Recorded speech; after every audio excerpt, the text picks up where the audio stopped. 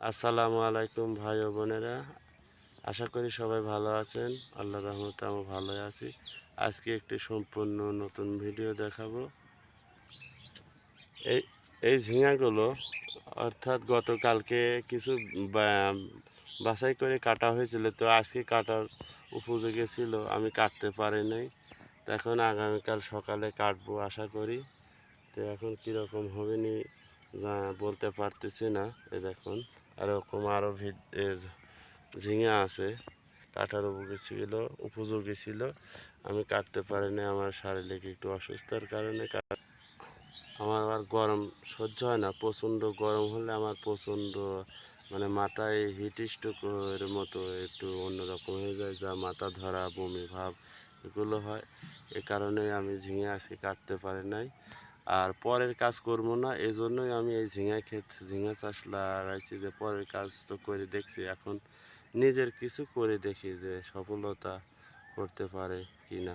তারপরেও নিজের কাজও করতে পারে না, প্রচণ্ড গরম এবং মানসিক প্রচণ্ড রোগীর চাপ। এ দেখুন আরও ওই পাশে অনেকগুলো হয়ে গেছে, তা আগামীকাল কাটবো। একদিন পর পর কাটতে হয়। আর একদিন পর কাটলেও আমার নিয়ম, হয়তো আজকে এগুলো কাটলে ভালো হইতো, আমি কাটতে পারিনি। তারপরে আমি আগামীকাল কাটবো। এই দেখেন এখানে অনেক আছে, অনেক জায়গায় অনেকগুলো আছে,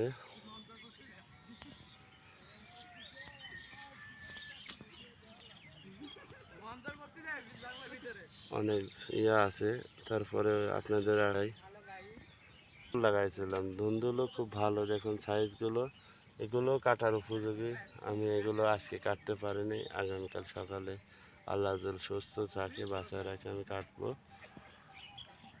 আজকে কাটার মতো অনেক ঝিঙা ছিল, আমি কাটতে পারিনি আমার শারীরিক অসুস্থতার কারণে, আমি আবারও বলছি।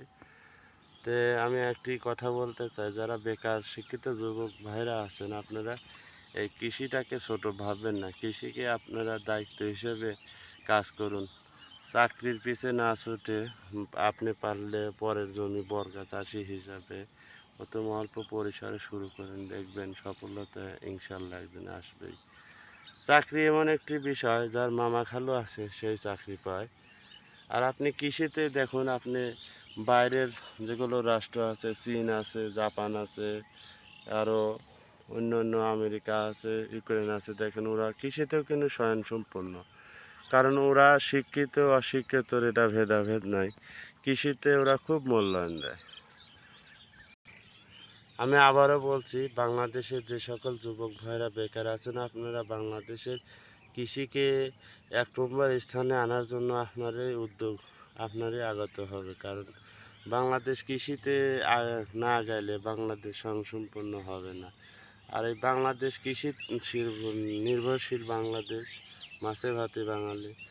আপনি যেদিন কৃষিকাজকে ছোট ভাববেন, তো তখন আপনি উন্নত করতে পারবেন। আপনি বাইরের দেশের কান্ট্রির মতো যে ওরা যদি পারে তাহলে আমিও পারবো, সফলতা ওরা যদি পারে আমিও সফলতা একদিন আসবো ইনশাল্লাহ। আমিও তো এরকম দেখেই তো উদ্বুদ্ধ হয়েছি, এরকম অন্য লোক যদি পারে তাহলে আমিও পারবো। ও পারে, আমি পারবো না কেন?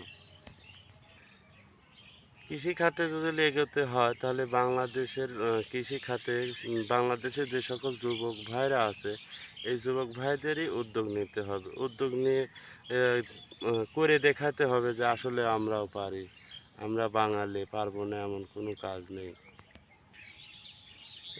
এখানে অনেক ঝিঙে আছে কাটার উপযোগী।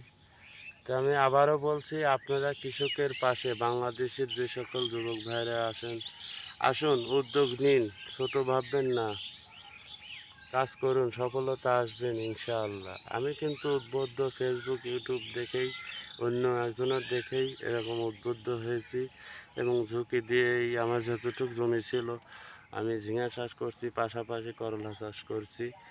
আমার একটা বিশ্বাস, আমি একদিন এভাবে সফলতা পাবই ইনশাআল্লাহ। দেখুন ঝিঙার সাইজ কত বড়, ঝিঙার সাইজ অনেক বড় হয়ে গেছে মাশাআল্লাহ।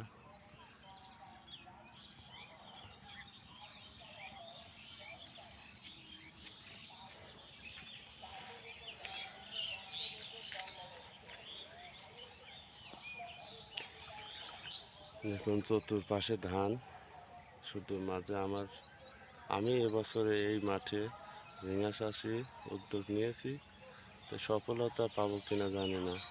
তো আমার একটা বিশ্বাস আমি সফলতা হবই। তো মাঝে আইল অর্থাৎ ডিপটি কল আছে, ডিপটি কলের ডিপটি কল ড্রেনের ওই পাশে হচ্ছে ঝিঙের জমি 5 কাঠা, আর এই পাশে আসলো আলের এই পাশে আসলো অর্থাৎ করলার ক্ষেত। তো করলা কাটার উপযোগী হয়ে গেছে। এই ভিডিওটি আপনাদের দেখাবো করলা কত বড় কাটার উপযোগী। আমি করলাটা কাটছিলাম গত বৃহস্পতিবারে, তো আজকে কাটলে হয়তো ভালো হতো। করলা অনেক সাইজ বড় হয়ে গেছে, কারণ এগুলো মাঝারি সাইজ। এগুলো মাঝারি সাইজ একটু কাটলে টান থাকে ভাড়া বাজারে। একরকম প্রতিটা জাংলাতেই করলা আছে। তো ভাই ও বোনেরা, ভিডিওটি ভালো লাগলে অবশ্যই লাইক কমেন্ট শেয়ার করবেন, আর আপনার মতামতটি অবশ্যই আমাকে জানিয়ে দেবেন। আজকের মতো রাখছি, কারণ আগামী ভিডিওতে আপনাকে স্বাগত কৃষি খামারে। আসসালামু আলাইকুম। এখন যে দাঁড়িয়ে আছি এটা হচ্ছে ডিপটি কলের ড্রেন, বিশাল একটি ড্রেন ওষার। আর এই যে হলে আমার করলা ক্ষেত, আর এই যে পাশে একটি বাগান, আর এই যে পাশে একটি বাড়ি আছে। এই দেখুন চতুর্পাশে সবুজ অর্থাৎ ধান ক্ষেত। এই দেখুন ডিপটি কল আমাদের গ্রামের, এই যে তার পাশে একটি বাগান আছে। তারপরে চতুর সাইডে ধান আর ধান। শুধু আমি এই মাঝে করলা ক্ষেত এবং ঝিঙা ক্ষেতটি চাষ করতে উদ্বুদ্ধ হয়েছি। তো অবশ্যই আপনারা আমাকে সাপোর্ট করবেন ইনশাল্লাহ।